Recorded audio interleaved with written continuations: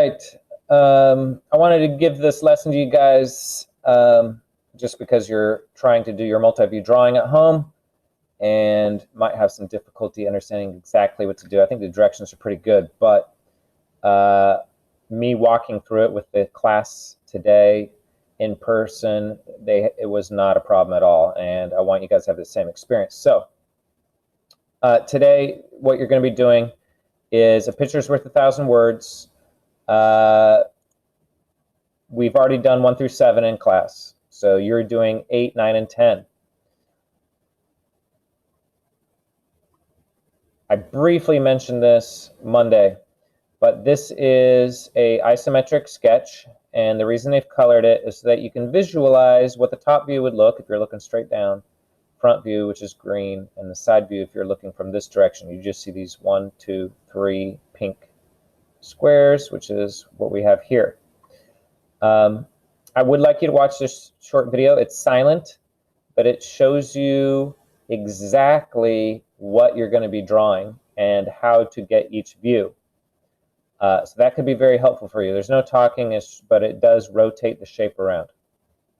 So you're going to be drawing a shape. You're going to do the isometric here in the top right corner, and then your top, front, and right views here. So what I'm going to do is I'm going to basically walk you through what you're going to be doing.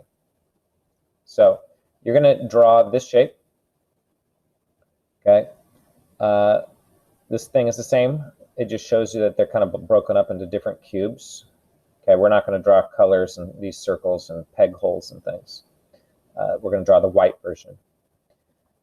And then when you're done, you're going to put it here. So you need to get out your multi-view drawing paper, and I'm going to show you what that looks like. So let me open up my document camera.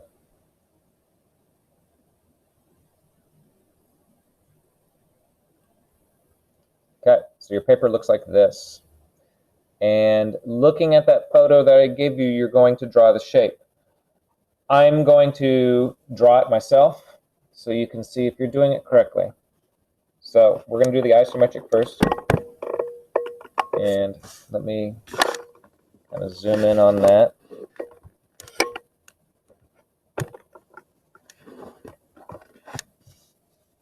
That's pretty good. I always recommend starting at the bottom. So we're going to draw that long rectangular shape that goes along the bottom. And I always like to start in the bottom front corner and then work my way up, so I know I have enough graph paper here. So I'm going to go ahead and start with that. We're going to make each cube 2 spaces long. So this is going to be 1, 2 2 squares, which is 1 cube, and then 2 more spaces, triangles, squares, whatever you want to call them. Okay, so this is the entire length of the front.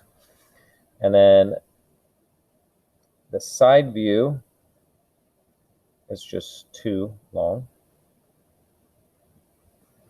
Okay, if you do this right, all lines will end up being on a graph line.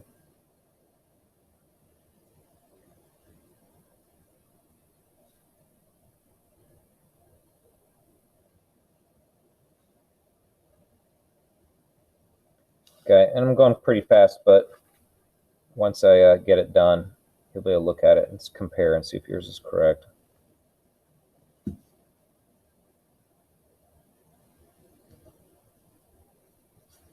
Okay.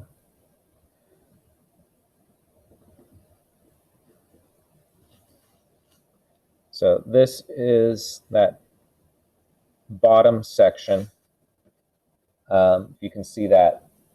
And then we're going to draw the top section. Now, for time's sake, I'm going to show you what that looks like when I add on the top part. Shading is optional, but I think it's good. I always choose a white side. I always choose a light gray where I just shade in lightly, and then I always do a dark gray. So I've always got 3 colors on my isometric drawings. It just gives it more dimension and makes it more visible. As you can see, my original one, it's almost invisible because it's right on the lines. It's hard to see. But when you shade it in, it really gives it a better look. Okay, so what we're going to do next, after you get your isometric done, and you got to make sure this is correct. If this is not correct, then everything else is going to be wrong. So make sure this is correct. It should look just like mine. Okay, we're all drawing the exact same thing, so they should pretty much all look identical. You're going to do your top view. Now, the top view is going to be the white part. So I'm going to have a square and then a rectangle down below.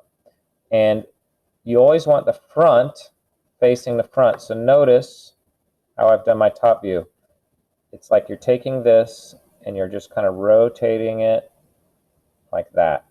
Now this will seem a little smaller because the graph lines are a little bit narrower than over here, but that's what you got. This is the top. So this right here is the white part, and this right here is that white part, looking directly down on top.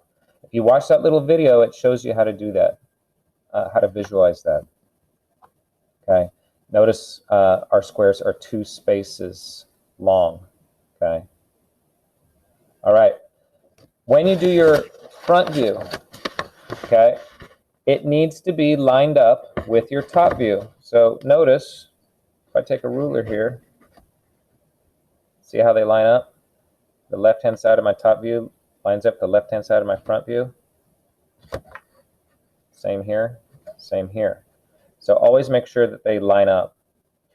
Anyway, your front view is going to look like this. Okay? Why does it look that way?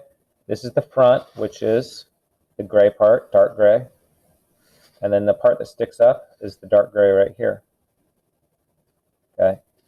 When you do your right side view, it'll look like this. And it needs to line up. See my ruler? It needs to line up with your right side view, so the bottoms match up and the tops also match up. And the reason it looks this way is it's the light gray. So this light gray square here is this one, and this light gray here is this. So that is how it should look when you're finished. It really should be identical to what mine is. You can use this as an example. Now I want you to try to do this by visualizing yourself. That's what's going to help you.